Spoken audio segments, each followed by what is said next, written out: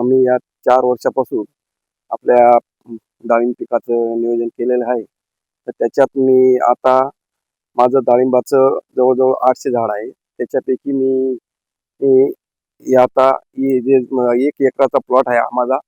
जवळ-जवळ 400-450 झाड आहेत. ते अंतर 10 बाय 12चं असं अंतर आहे. हा माझा तिसरा बहार आहे. पहिल्या वर्षी मला काही आलेलं नाही.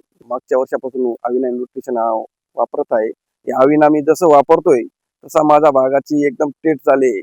पत्ती काळीभोर दिसते.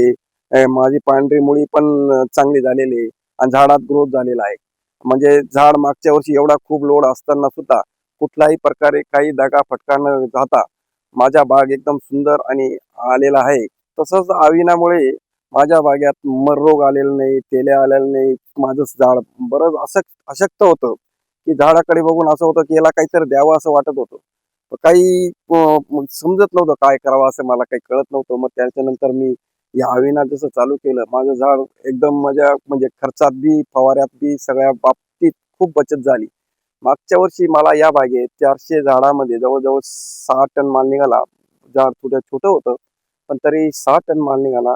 अविना न्यूट्रिशन तसंच कौसामॅक्स, बायो एम्प्लिअर हे मागच्या वेळेस मी 2 ते 3 वेळेस फवारण्या घेतल्या होत्या.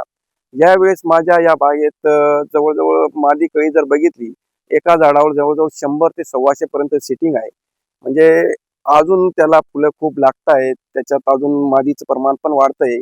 यावर्षी मला तर जवळ-जवळ 2 ते 2.5 कॅरेट माल निघेल असं माझी अपेक्षा आहे. जवळ-जवळ 10-12 टन डबल उत्पन्न होईल साहेब. हा माझा तसा सेंद्रियाचा प्लॉट आहे. मी मागच्या वर्षी मॅक्स आणि बायो एम्प्ली यांची फवारणी 2-3 वेळेस केल्यानंतर माझ्या बागेत जो डाळिंबाची जी साईज होती, ती जवळ-जवळ 500-550 पर्यंत गेलेली होती. मी पहिल्या वर्षी खूप खर्च पण केला होता, की मायक्रोन्यूटन येत होते. 1 कॅन घेत होतो. 5-5 लिटरची कॅन 1000, 1200-1500 रुपयाला जात होती. जसं मी माझ्या लक्षात आलं आणि BT सरांना मी फॉलो केलं. मी अविना मायक्रोन्यूटन मला काय ते ₹20 पर्यंत पडतं आणि जो खर्च लोकांचा जो गैरसमज आहे, की डाळिंबाला एवढा खर्च येतो, तेवढा खर्च येतो, तसा कुठलाही खर्च येत नाही. मला 50,000 ते 55,000 मध्ये माझं जवळ-जवळ पूर्ण माझं एकरचा शेड्यूल होऊन जातं आणि 10 दिवसात एक वेळेस मी हप्त्याला अविना देतोय आणि एवढ्या खर्चाच्या हिशोबाने जर बघितलं, तर मला आता 50,000 जवळ-जवळ खर्च येतोय. त्याच्यात मी आता 5 ते 6 लाख रुपयाचं उत्पन्न काढतोय. असं कमी खर्चात नियोजन जर आपण योग्य जर केलं, तर बरं होईल.